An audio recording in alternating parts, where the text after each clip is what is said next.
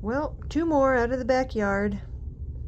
They're pretty scared and very, very skinny. I just bathed them with some flea shampoo.